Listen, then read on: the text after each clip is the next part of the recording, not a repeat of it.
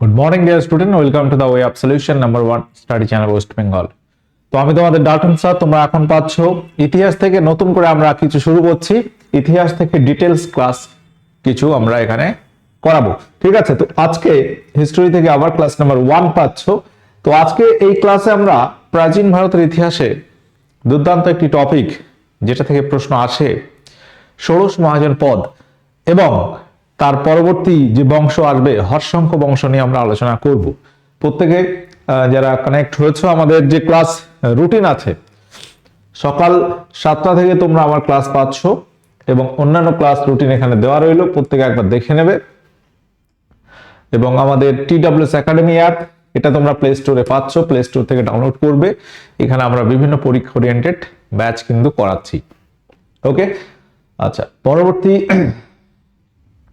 এখানে তোমরা খেয়াল করো যে সমস্ত ব্যাচগুলো বর্তমানে চলছে, কম্বাইন্ড ফাউন্ডেশন ব্যাচ, এসএসসি জিডির ফাউন্ডেশন, আমাদের West Bengal SSC group C, group D, NTPC group D batch, WBP foundation batch, নতুন ব্যাচ আছে, আপার প্রাইমারি ব্যাচ কিন্তু করানো অলরেডি হচ্ছে। যদি প্রয়োজন হয় অবশ্যই TWS একাডেমি অ্যাপ তোমাকে ভিজিট করতে হবে, দেন সেখানে তুমি অপশনগুলো পেয়ে যাবে। তো আজকের যে আলোচ্য বিষয় প্রাচীন ভারতের ইতিহাসের আমরা টপিক ষোড়শ মহাজন পদ এবং উত্তর ভারতে রাজশক্তির উত্থান হর্ষঙ্ক বংশ নিয়ে আলোচনা আমরা করব। প্রত্যেকে ক্লাসটি মনোযোগ সহকারে দেখবে, বিষয়টা ডিটেলস আলোচনা হবে এবং এমসিকিউ আমরা সলভ করব একই সঙ্গে। প্রত্যেকে যারা কানেক্ট আছো শেষ পর্যন্ত কিন্তু থাকতে হবে। তো ভারতের ইতিহাস তুমি যদি পড়ো, ইতিহাসটাকে 3টে ভাগে ভাগ করে কিন্তু আলোচনা করা হয়। একটা প্রাচীন ভারতের ইতিহাস, আর একটা হচ্ছে মধ্যযুগের ইতিহাস, আর তৃতীয় হচ্ছে আধুনিক ভারতের ইতিহাস, তার সঙ্গে স্বাধীনতা সংগ্রামের ইতিহাস। ওকে, তো এই 3টে পার্ট তোমাকে কিন্তু রেডি করতে হবে। প্রত্যেককে আমি বলবো যে কোনো পরীক্ষা তুমি দাও না কেন, ইতিহাস থেকে কোশ্চেন তুমি পাবে। যে কোনো পরীক্ষা, ওয়েস্ট বেঙ্গল বলো বা সেন্ট্রালের পরীক্ষা বলো, ইতিহাস ছাড়া তুমি পরীক্ষায় বসতে পারছো না। এবং ইতিহাস যখন পড়বে তখন কিন্তু ইতিহাসের যে চ্যাপ্টারগুলো আছে সেগুলো তোমাকে জানতে হবে, নলেজটা রাখতে হবে। ভারতের ইতিহাস 3টে ভাগে ভাগ করা হয়েছে। প্রাচীন ভারতের ইতিহাস যদি আমরা বলি একদম শুরু থেকে দাস বংশের সূচনা 1206 এই পর্যন্ত প্রাচীন ভারতের ইতিহাসের মধ্যে ধরা হয়। এবং ইতিহাসের সূচনায় আমরা কি পড়ি আমি জাস্ট একটু আলোচনা করি, দেন আমরা বিষয়বস্তুর মধ্যে প্রবেশ করব। প্রত্যেকে একটু ধারণাটা নিয়ে নাও, এটাই হচ্ছে জানার বিষয়, বোঝার বিষয়। তো প্রাচীন ভারতের ইতিহাসে কি কি আমাদের পড়তে হয়? প্রথম আমরা কি পড়ি? স্টোন যুগ পড়ি, প্রস্তর যুগ। প্রস্তর যুগের মধ্যে আবার 3টে ভাগ, প্রাচীন প্রস্তর, মধ্যপ্রস্তর, নবপ্রস্তর, প্যালিওলিথিক, মেসোলিথিক, নিওলিথিক এজ, তারপর চ্যালকোলিথিক, তাম্রপ্রস্তর যুগ এবং সেখানে সভ্যতা আসছে। আমরা প্রথম সভ্যতা দেখব মেহেরগড়, তারপর সিন্ধু বা হরপ্পা সভ্যতা, তারপর আসবে বৈদিক সভ্যতা। বৈদিক সভ্যতা দুটো ভাগ, ঋগ বৈদিক যুগ, পরবর্তী বৈদিক যুগ। ঋগ বৈদিক যুগ 1500 থেকে 1000 খ্রিস্টপূর্বাব্দ, তারপর 1000 থেকে 600 খ্রিস্টপূর্বাব্দ পরবর্তী বৈদিক যুগ। তারপর ওই সময় দেখা যাবে যে সমাজে বিভিন্ন রকমের বর্ণশ্রম প্রথা অলরেডি হয়ে যাচ্ছে, মানুষ এক শ্রেণীর মানুষ আরেক শ্রেণীর উপর অত্যাচার করছে। এই সময় বিভিন্ন ধর্ম চলে আসবে।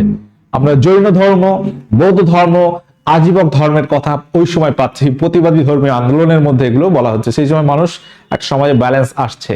তারপরে আসবে বৈদিক যুগের পরবর্তী, দেখা যাবে যে ভারতবর্ষের ইতিহাস যদি আমরা দেখি, এখানে 16টি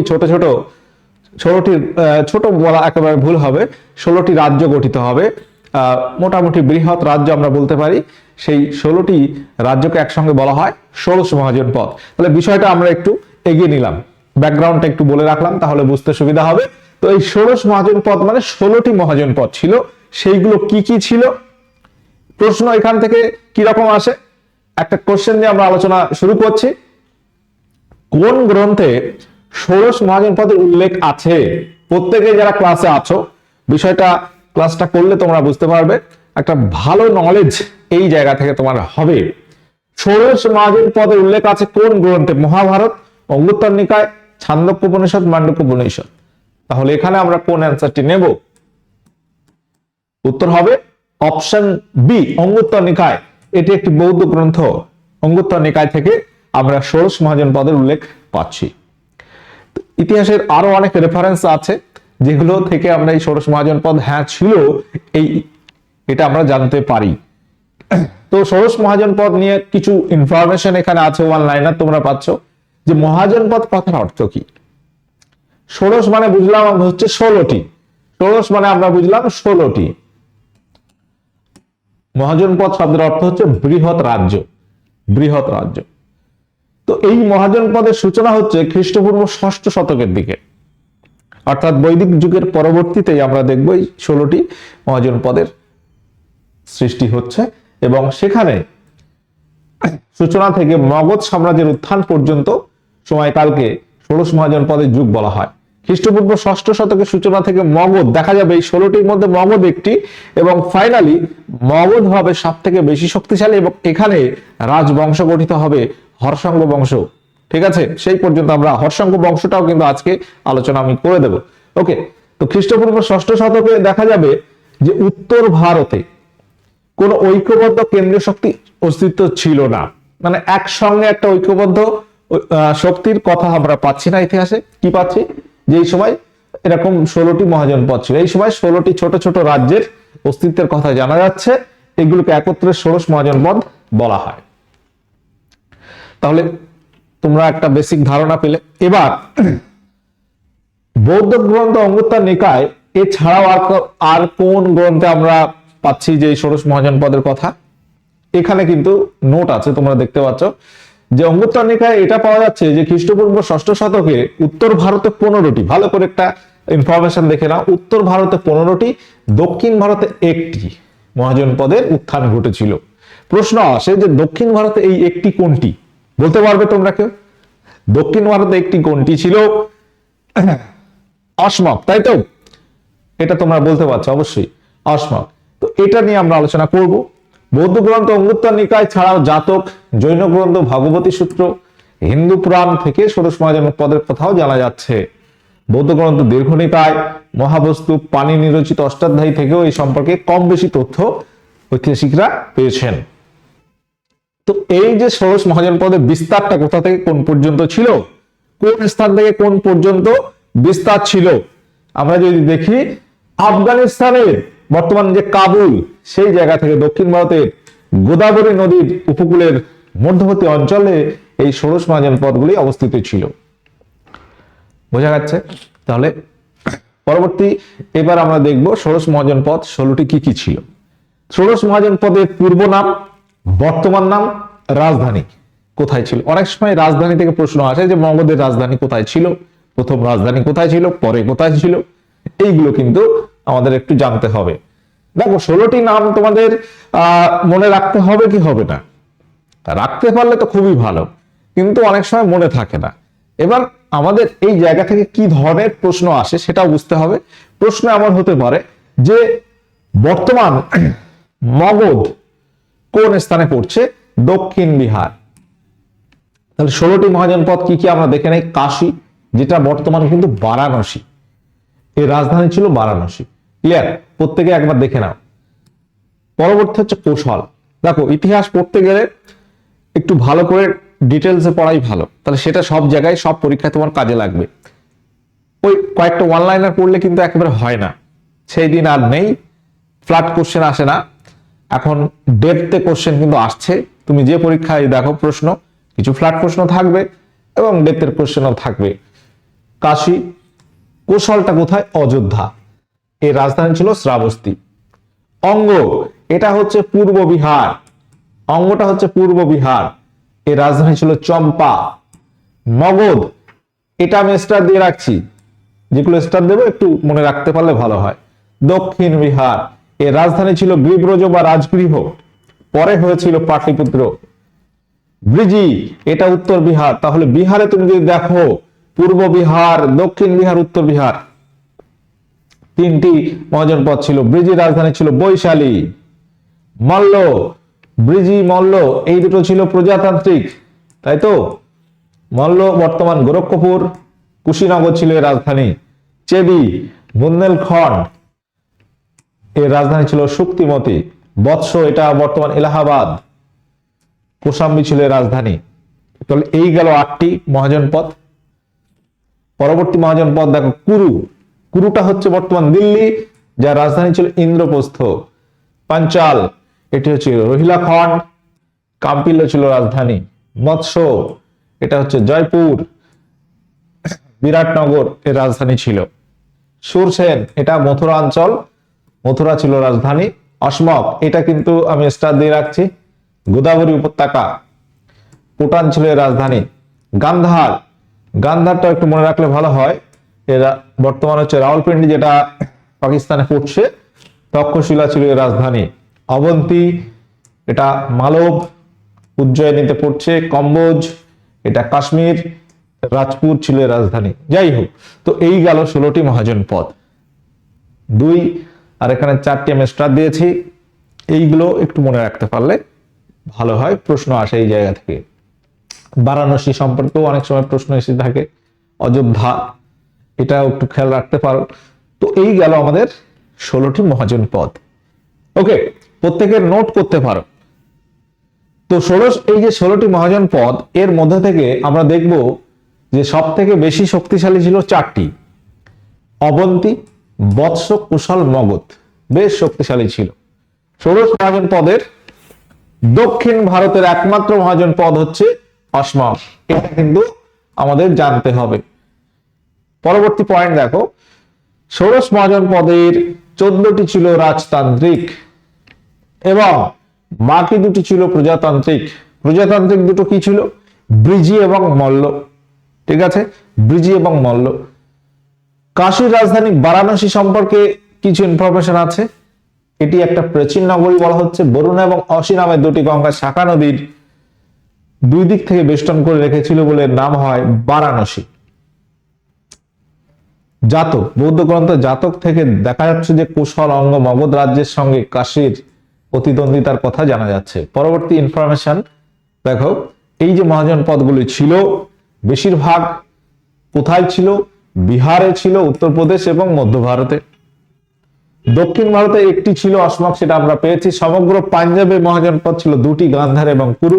সমগ্র পাঞ্জাব মানে ভারতে পাকিস্তান মিলিয়ে পাঞ্জাব। এবার প্রশ্ন হচ্ছে যে আমাদের বাংলাতে কোনো মহাজনপদ ছিল? উত্তর হচ্ছে না, বাংলাতে কোনো মহাজনপদ ছিল না। আসাম, বঙ্গদেশ, উড়িষ্যা, গুজরাট, সিন্ধু, শুধু দক্ষিণ অঞ্চলে কোনো আর্য মহাজনপদ ছিল না। মধ্য পাঞ্জাবেও মহাজনপদ ছিল না। তো এখানে দেখা যাচ্ছে যে ক্রমাগত লড়াই যুদ্ধের মাধ্যমে বহু মহাজনপদ দুর্বল বা অবলুপ্ত হয়ে যায়। এই মহাজনপদ নিজেদের মধ্যে যুদ্ধ করতে করতে অনেকে দুর্বল হয়ে যাচ্ছে, কেউ শক্তিশালী হয়ে যাচ্ছে এবং শেষ পর্যন্ত দেখা যাবে অবন্তী, বৎস, কৌশল, মগধ এই 4টি মহাজনপদ প্রাধান্য লাভ করছে এবং ফাইনালি অবন্তী, বৎস, কৌশল, মগধের মধ্যে শেষ পর্যন্ত একক শ্রেষ্ঠত্ব অর্জন করে মগধ। এই মগধেই কিন্তু আমরা দেখব যে নতুন একটা রাজবংশের সূচনা হবে। তো খ্রিস্টপূর্ব 4র্থ শতকে মগধের নেতৃত্বে উত্তর ভারতে কেন্দ্রীয় রাজশক্তি একটা সুবৃহৎ সাম্রাজ্যের প্রতিষ্ঠা হচ্ছে। এটাকে ডক্টর রমেশচন্দ্র মজুমদার রাজকীয় ঐক্যের যুগ বলছেন। তাহলে ইনফরমেশন গুলো তোমরা দেখলে, তো মগধে কি বংশ গড়ে ওঠে? হর্ষঙ্ক বংশ প্রথম আমরা দেখব। যাই হোক, তাহলে মহাজনপদ, ষোড়শ মহাজনপদ সম্পর্কে আমরা ইনফরমেশন দেখলাম। ষোড়শ মহাজনপদ গুলো কোথায় ছিল, নাম কি, আর রাজধানী কি, বর্তমান নাম কি, কোন 2টি প্রজাতান্ত্রিক ছিল, কোনটি দক্ষিণ ভারতে ছিল, এইগুলো থেকেই প্রশ্ন আসে। কোন গ্রন্থে আমরা ষোড়শ মহাজনপদের কথা জানতে পাচ্ছি, এইগুলো থেকে কি প্রশ্ন আসে এবার তোমরা দেখো। কোশ্চেন নাম্বার 1, এখানে কি হবে উত্তর? নিম্নের কোন মহাজনপদটি প্রজাতান্ত্রিক ছিল? প্রজাতান্ত্রিক ছিল কটি? 2টি ছিল। তো 2টির মধ্যে এখানে একটি আছে, তুমি খুঁজে বার করো। উত্তর কি হবে? মগধ, মল্ল, গান্ধার, কাশী। সঠিক উত্তর কি হবে? বিষয়গুলো থেকে তোমার একটা সংক্ষিপ্ত ধারণা রাখতে হবে, তারপর তুমি এমসিকিউ করবে। উত্তর হবে মল্ল, অপশন বি। সব থেকে দক্ষিণে অবস্থিত মহাজনপদটি হলো কি? সব থেকে দক্ষিণে অবস্থিত মহাজনপদটি কি হবে? অবন্তী, চেদি, মল্ল, অসমক। উত্তর কি হবে? একটু ঠান্ডা লেগেছে, যার জন্য কথা বলতে অসুবিধা হচ্ছে। যাই হোক, সব থেকে দক্ষিণে যে মহাজনপদটি ছিল সেটি হচ্ছে অসমক। গোদাবরী নদীর তীরে ছিল, অপশন ডি এখানে রাইট অ্যান্সার হবে। উত্তর তোমাদের ঠিক আছে। কোন গ্রন্থে ষোড়শ মহাজনপদে উল্লেখ আছে? তো এই কোশ্চেনটা প্রথমেই ছিল, কোশ্চেনটা আমি কিন্তু 1 নম্বর ওখানে ছিল, এখানে কিন্তু আর আবার 1 থেকে শুরু হয়েছে, মানে এর ভিতরের প্রশ্নই। উত্তর হবে অঙ্গোত্তর নিকায়। এটা পরীক্ষা আসে। ষোড়শ মহাজনের মধ্যে কোন দুটি প্রজাতান্ত্রিক ছিল? দেখো প্রথম প্রশ্ন এই প্রশ্ন একই প্রশ্ন, ওখানে একটা অপশন ছিল, প্রশ্ন তোমাকে বিভিন্ন ভাবে দিতে পারে, তো সব রকম ভাবে আমাদের প্র্যাকটিস করে রাখা ভালো, তাহলে কোনো অসুবিধা পরীক্ষায় হবে না। Vrijji Malla, option B. নিশ্চয়ই তোমাদের অপশন বি যারা করেছে উত্তর সঠিক হয়েছে। পঞ্চম প্রশ্ন, গোদাবরী নদীর তীরে কোন মহাজনপদ অবস্থিত ছিল? কোশ্চেন কিন্তু একই রকমই সব, দেখতে পাচ্ছ বিভিন্ন ভাবে কোশ্চেনগুলো পরীক্ষা আসে। গোদাবরী নদীর তীরে যে মহাজনপদ ছিল সেটি হচ্ছে অসমক হবে। কোশ্চেন নাম্বার 6, নিম্নের কোন কোন দুটি নদীর মধ্যবর্তী স্থানে প্রাচীন তক্ষশিলা অবস্থিত ছিল? এই কোশ্চেনটা কিন্তু তোমাদের নোটে ছিল না। বলো কি হবে এখানে সঠিক উত্তর? তক্ষশিলা, যেটা বর্তমানে পাকিস্তানে পড়ছে, এই তক্ষশিলা এটি কোন দুটি নদীর মাঝখানে ছিল? অপশনে সিন্ধু ঝিলাম চন্দ্রভাগা ইরাবতী, ঝিলাম চন্দ্রভাগা ইরাবতী বিপাশা। সঠিক উত্তর কি হবে? একটু আইডিয়া করলে তোমরা করতে পারবে। তাহলে এখানে আমরা অ্যান্সার করব অপশনে সিন্ধু এবং ঝিলাম, এই নদী দুটির মধ্যবর্তী স্থানে তক্ষশিলা অবস্থিত ছিল। গান্ধার মহাজনপদের রাজধানী কি ছিল? তক্ষশিলা। আচ্ছা, এখানে এই প্রশ্নটা আছে, কোশ্চেন নাম্বার 7, গান্ধার মহাজনপদের রাজধানী কোথায় ছিল? কোশ্চেন নাম্বার 7, এটা কিন্তু পরীক্ষা অনেক সময় দিয়ে দেয়। গান্ধার শিল্প কুষাণ যুগে জনপ্রিয়তা পায়, কুষাণ যুগ কিন্তু এর থেকে বহু পরে,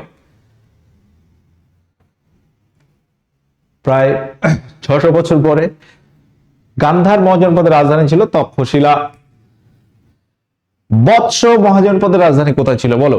এবার যারা পড়েছো একটু আগে নোট দেখেছো, কি হবে তোমাকে প্রত্যেকটা বিষয় এইভাবে পড়তে হবে, চ্যাপ্টার লিখবে। দেখো ইতিহাসে কি করতে হবে, অ্যানসিয়েন্ট হিস্ট্রি লিখবে, প্রাচীন ভারতের ইতিহাস, নিচে চ্যাপ্টার লিখবে পরপর। প্রস্তর যুগ, মেহেরগড় সভ্যতা, সিন্ধু সভ্যতা, বৈদিক সভ্যতা, বৈদিক সভ্যতা, ঋগ বৈদিক, পরবর্তী বৈদিক, প্রতিবাদী ধর্ম আন্দোলন, ষোড়শ মহাজনপদ, হর্ষাঙ্গ বংশ, শিশুনাগ বংশ, নন্দ বংশ, মৌর্য বংশ, পরপর গুপ্ত, সাতবাহন, কুষাণ, এগুলো লিখতে হবে চ্যাপ্টার, তবেই কিন্তু ইতিহাসটা উঠবে। হয়তো যতই পড়ো মাথার থেকে আউট হয়ে যাবে। সিস্টেমেটিক পরপর স্টেপ বাই স্টেপ পড়তে হবে, একদম শুরু থেকে পরপর পড়ে যেতে হবে, তবেই কিন্তু বিষয়টা মনে থাকবে, মনে রাখাটাও সহজ হবে। আর হঠাৎ গুপ্ত পড়লে, একটা কুষাণ পড়লে তুমি কিন্তু ইতিহাসটা মেলাতে পারবে না, মাথা কাজ করবে না। তাহলে কি করতে হবে? সিস্টেমেটিক পড়তে হবে, যেভাবে ক্রোনোলজি অনুসারে আর কি, সময়কাল অনুসারে আমাকে পড়ে যেতে হবে ইতিহাস, তবেই মনে রাখাটা সহজ হবে। কৌশাম্বী ছিল বৎস মহাজনপদের রাজধানী। সুরসেন মহাজনপদের রাজধানী কোথায় ছিল? কোশ্চেন নাম্বার 9, কি হবে বলো? সুরসেন মহাজনপদের রাজধানী কোথায় ছিল? উত্তর কি হবে? উত্তর হবে মথুরা, অপশন এ। মগধ মহাজনপদের বর্তমান অবস্থান কোথায় বলো?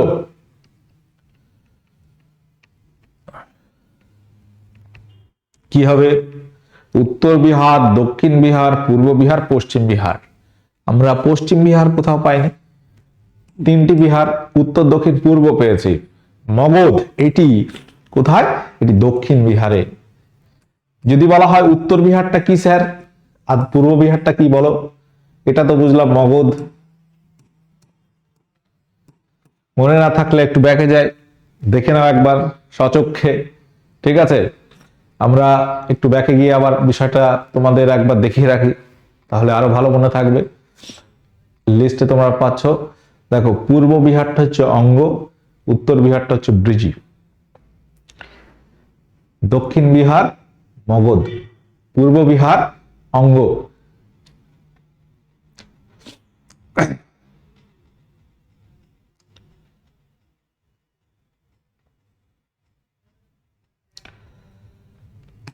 এটা হচ্ছে অঙ্গ আর এটি হচ্ছে ব্রিজি। চলো তো প্রত্যেকে যারা কানেক্ট আছো, আমাদের কিন্তু বিভিন্ন ব্যাচ চলছে পরীক্ষা ওরিয়েন্টেড।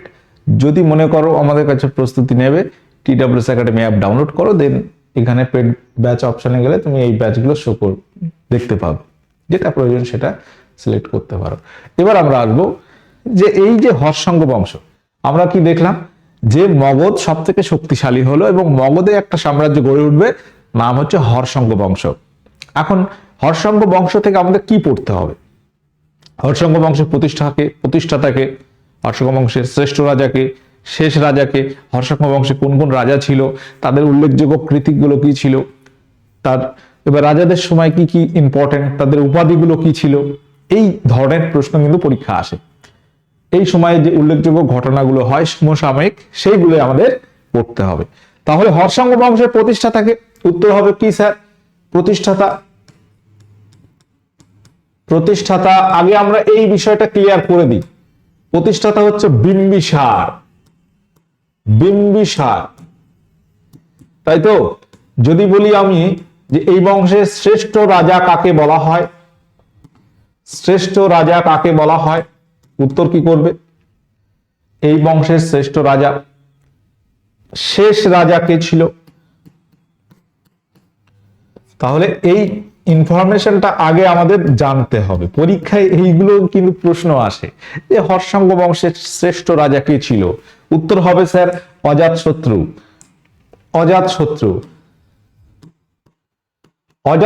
কে ছিল? হর্ষঙ্গ বংশের প্রতিষ্ঠাতা বিম্বিসারের পুত্র অজাতশত্রু শ্রেষ্ঠ রাজা। শেষ রাজা কে ছিল স্যার? শেষ রাজা হচ্ছে নাগদশক। তাহলে প্রথমে আমরা বেসিক ইনফরমেশনটা জানলাম। এবার এই বংশটা কোন সময় ছিল? দেখো, হর্ষঙ্গ 16 মহাজনপদ যুদ্ধের মাঝেও কিন্তু হর্ষঙ্গ বংশ শুরু হয়ে গেছিল 545 বিসিতে। হর্ষঙ্গ বংশ আমরা যদি দেখি, এটা সূচনা 545 খ্রিস্টপূর্বাব্দ থেকে। বিসি মানে বিফোর খ্রিস্ট, পরে আমরা আসছি কোন পর্যন্ত এটা যাবে, বিফোর খ্রিস্ট, বিসি খ্রিস্টের পূর্বাব্দ। তো হর্ষঙ্গ বংশের প্রতিষ্ঠাতা বিম্বিসার, তার রাজত্বকাল কিন্তু অনেক লম্বা। 45 থেকে তুমি 500 নেমে আনো, তারপর আরো 3, মানে এখানে 45 আর 7 52 বছর। বিম্বিসার সর্বপ্রথম বারাণসীতে মগধের আধিপত্য প্রতিষ্ঠা করে প্রথমে। পরবর্তী খ্রিস্টপূর্ব 6ষ্ঠ শতকের মাঝামাঝি হর্ষঙ্গ বংশের রাজা বিম্বিসার মগধের সিংহাসনে বসেন। তো বিম্বিসার সম্পর্কে আমরা ছোট্ট ইনফরমেশন রেখেছি, খুব লম্বা চওড়া ইনফরমেশন রাখিনি, যেগুলো জানতে হবে। বিম্বিসার সেই সময় কিন্তু মনে রাখতে হবে মহাবীর, জৈনদের 24তম তীর্থঙ্কর এবং গৌতম বুদ্ধ একই সঙ্গে তখন বেঁচে ছিলেন।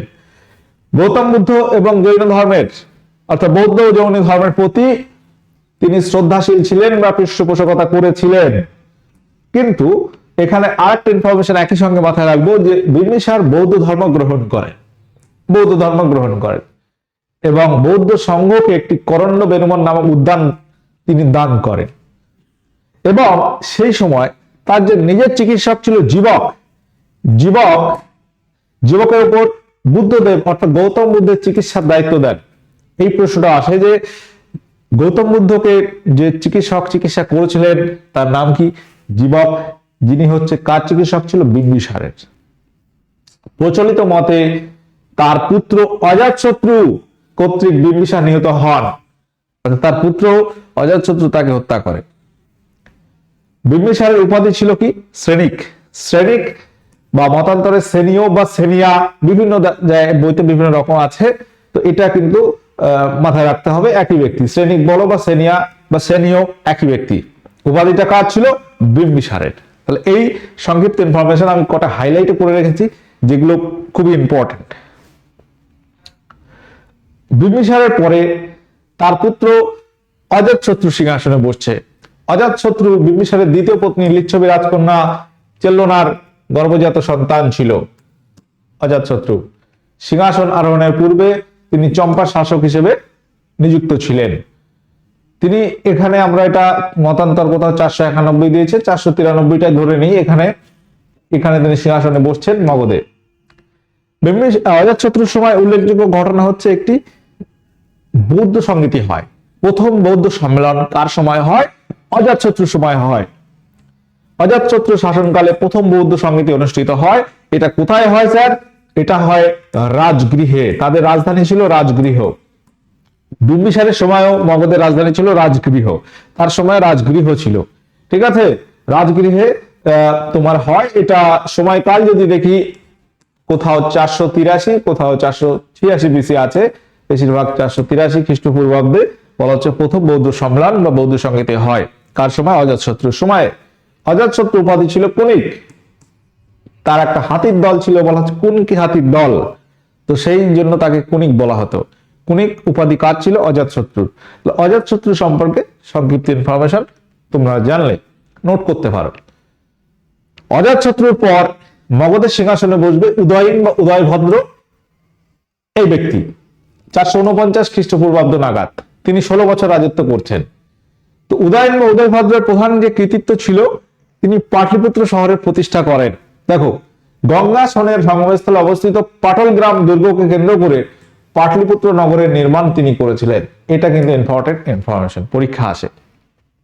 সেখানেই তিনি মগধের রাজধানী রাজগৃহ থেকে স্থানান্তরিত করেন, অর্থাৎ পাটলিপুত্র শহরের প্রতিষ্ঠাতা তিনি, এবং রাজধানী মগধ, রাজধানী কোথায় ছিল? রাজগৃহ। এটা থেকে কোথায় নিয়ে যাচ্ছেন? পাটলিপুত্র। প্রশ্নটা কিন্তু পরীক্ষা আসে। তো উদয়ভদ্রের এই ইনফরমেশনটা আমরা জানলাম।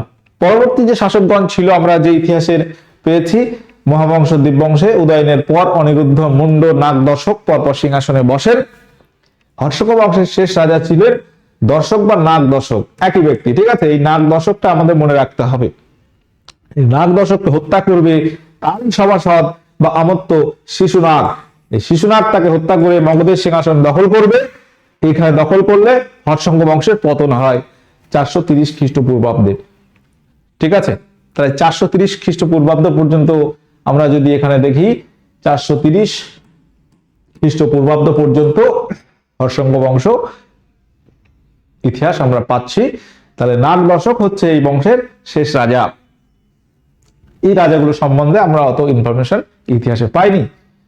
তো এবার আমরা এই টপিক থেকে একটু এমসিকিউ দেখে নিই, যে হর্ষঙ্গ বংশ থেকে কি ধরনের প্রশ্ন আসে বা আসতে পারে। হর্ষঙ্গ বংশের প্রতিষ্ঠাতা কে? উত্তর কি হবে? উত্তর হবে অজাতশত্রু, বিম্বিসার, উদয়ন, শ্রীনাগ। উত্তর কি হবে? উত্তর হবে বিম্বিসার, অপশন বি। কোন শাসক প্রথম পাটলিপুত্রতে রাজধানী স্থাপন করেন? এটা কিন্তু পরীক্ষা আসে। পাটলিপুত্র, উত্তর কি হবে? অজাতশত্রু, কালাশক, উদয়ন, কনিষ্ক। উত্তর হবে উদয়ন বা উদয়ভদ্র, একই ব্যক্তি। তাহলে পাটলিপুত্র কে প্রতিষ্ঠা করেন? উত্তরটা কি হবে? পাটলিপুত্র শহরের প্রতিষ্ঠাতা, যেটা বর্তমান বিহারের পাটনা, তাই তো, উদয়ন বা উদয়ভদ্র। গৌতম বুদ্ধ, মহাবীর উভয় মৃত্যুবরণ করেন কোন রাজার আমলে? গৌতম বুদ্ধ, মহাবীর মৃত্যুবরণ করেন কোন রাজার আমলে? এখানে আমরা যে অ্যান্সার পাচ্ছি, অজাতশত্রুর সময়ে। অজাতশত্রুর সময়ে গৌতম বুদ্ধ, মহাবীর দুজনেই কিন্তু মৃত্যুবরণ করছেন। মগধের কোন রাজা সিংহাসনে বসার জন্য নিজের পিতাকে হত্যা করেন, পরে নিজের পুত্রের হাতে নিহত হন?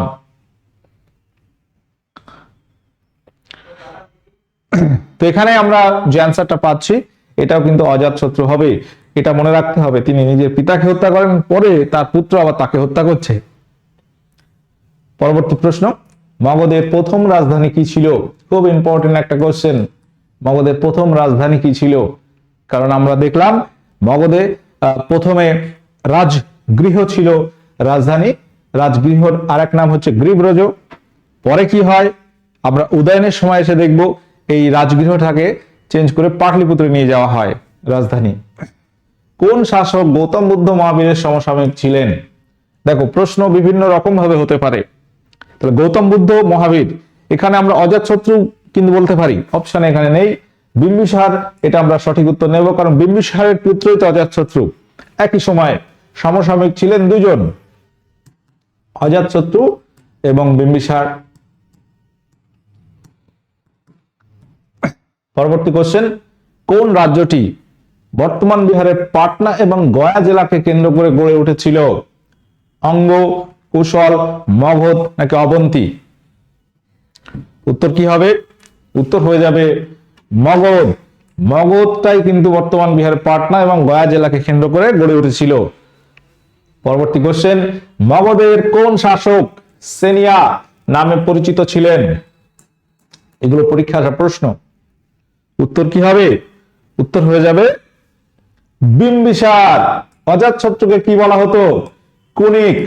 তার উপাধি ছিল কুনিক। আর বিম্বিসার সেনিয়া মানে কিন্তু শ্রেণিক, সেনিয়া সেনিও একই কিন্তু আমি বলেছি। আচ্ছা, কোশ্চেন নাম্বার 20, প্রথম বৌদ্ধ মহাসংগীত অনুষ্ঠিত হয় কার শাসনকালে? উত্তর কি হবে? আমি একটা ক্লাস তোমাদের নেব বৌদ্ধ ধর্ম এবং জৈন ধর্ম নিয়ে, আজীবক ধর্ম একসঙ্গে, তাহলে আরো বিষয়গুলো ভালো লাগবে তোমাদের। অজাতশত্রুর সময় এটা হয়। কোথায় হয়? রাজগৃহে হয়, 483 BC, মনে রাখতে হবে। হর্ষঙ্গ বংশের পর কোন বংশ ক্ষমতায় আসে? এটা তোমাদের আজকে হোমওয়ার্ক থাকলো। আমরা পরের ক্লাসে এই বংশ নিয়ে আলোচনা করব। প্রত্যেকে একটু হোমওয়ার্কটা অ্যান্সার কমেন্টে জানাবে। ঠিক আছে, সকলে ভালো থাকো, সুস্থ থাকো, সাবস্ক্রাইব করে সঙ্গে থাকো, ইনফরমেশন গুলো নোট করতে পারো যে আলোচনাগুলো হয়েছে। আশা করি তোমাদের সমস্ত পরীক্ষা কাজে লাগবে। দেখো, ইতিহাস এমন একটা সাবজেক্ট যেটা না পড়লে তুমি কিন্তু চাকরি পাবে না, আমি বলতে পারি। কারণ একটা প্রশ্ন আসতে হলেও আসবে, এবং একজন ক্যান্ডিডেট চাকরি পাচ্ছে আর পাচ্ছে না, ডিফারেন্স কত দেখবে? 0.33 বা 1 নম্বরের। ক্লিয়ার? তাহলে এই একটাও তোমাকে পেতে হবে। ভালো থাকো, সুস্থ থাকো, ক্লাসগুলো করতে থাকো, আশা করি অনেক অনেক হেল্প হবে। দেখা হচ্ছে পরবর্তী ক্লাসে। ওকে, টাটা, বাই।